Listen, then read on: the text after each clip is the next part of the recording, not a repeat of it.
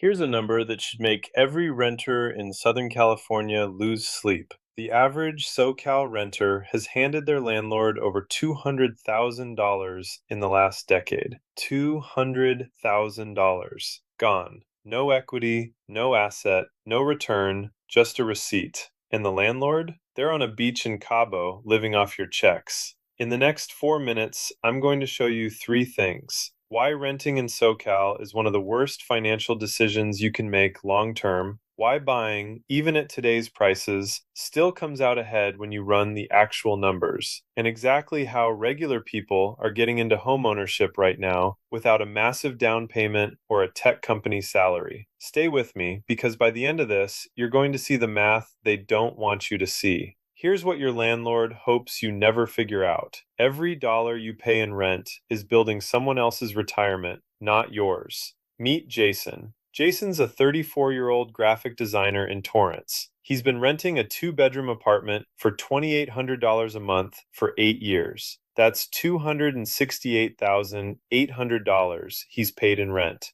And what does he have to show for it? Zero equity. Meanwhile, his coworker Marcus bought a condo in Long Beach in 2017 for $420,000 with a 5% down payment, just $21,000 out of pocket. That condo is now worth $680,000. Marcus has built over $300,000 in net worth. Jason has a lease renewal notice and a rent hike coming in March. Renting isn't just expensive, it's financially inert. Every month you rent, you're paying 100% interest on a loan you'll never pay off, on a property you'll never own. In SoCal, where home values have historically appreciated 6 to 8% annually, the opportunity cost of renting isn't just large, it's compounding against you every single day.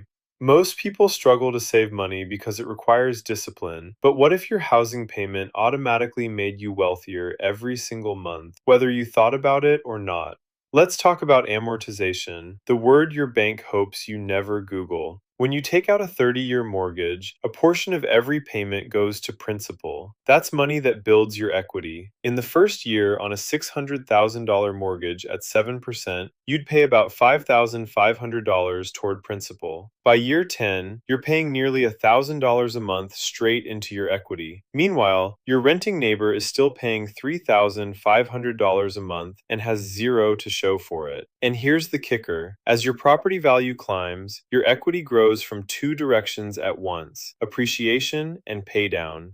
Homeownership is the only asset most Americans ever own where leverage works entirely in their favor. You put down 5 to 20% and you get 100% of the appreciation. A $50,000 down payment on a $500,000 home that appreciates 7% gives you a $35,000 return in year one alone. That's a 70% return on your actual cash invested. No stock market product comes close when you factor in the leverage. People keep waiting for SoCal home prices to crash. They've been waiting since 2013. Here's why they're going to keep waiting. Southern California has a structural supply problem. You've got mountains to the north and east, the ocean to the west, and the Mexican border to the south. There is no more land. On top of that, California's environmental regulations and NIMBY zoning laws make it nearly impossible to build at scale. Los Angeles alone is short by an estimated 500,000 housing units. That's not a blip, that's a permanent structural deficit. Meanwhile, SoCal continues to attract tech workers, entertainment industry professionals, international buyers, and remote workers from high-cost cities who think LA prices look cheap compared to New York or San Francisco. This matters for buyers because it means the floor under SoCal home prices is concrete, not sand. Yes, there will be corrections, there always are, but the long-term trajectory is up. Buying today, even at elevated prices, means you're locking in before the next leg up. Every year you wait, you're watching the finish line move further away.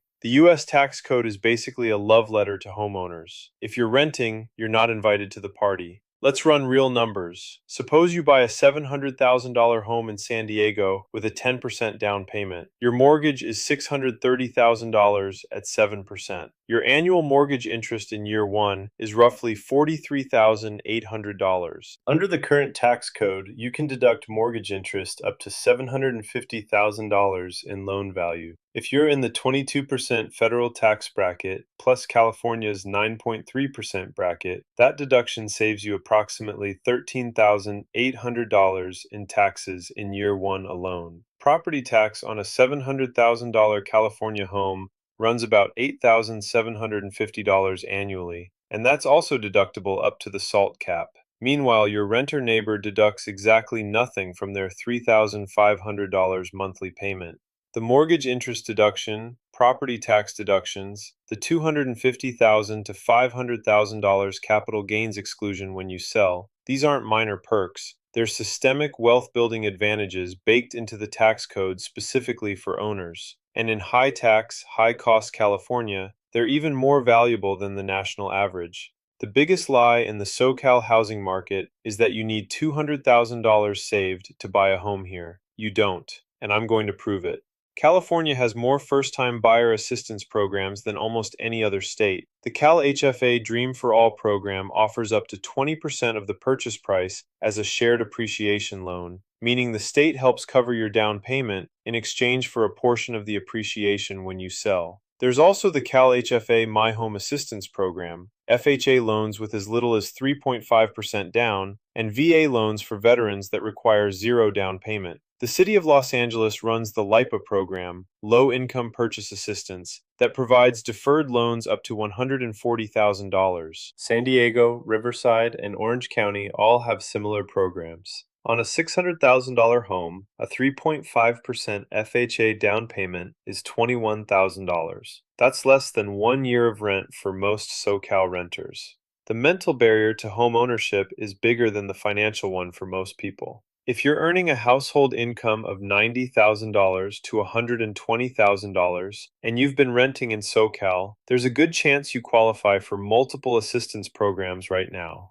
The question isn't whether you can afford to buy. The question is whether you can afford to keep renting. Let me bring this home, literally. If you're renting in Southern California right now, here's what you're actually paying for: someone else's mortgage, someone else's equity, and someone else's retirement. The math doesn't lie. Every year you wait, appreciation compounds against you, your rent goes up, and the gap between where you are and where you need to be gets wider.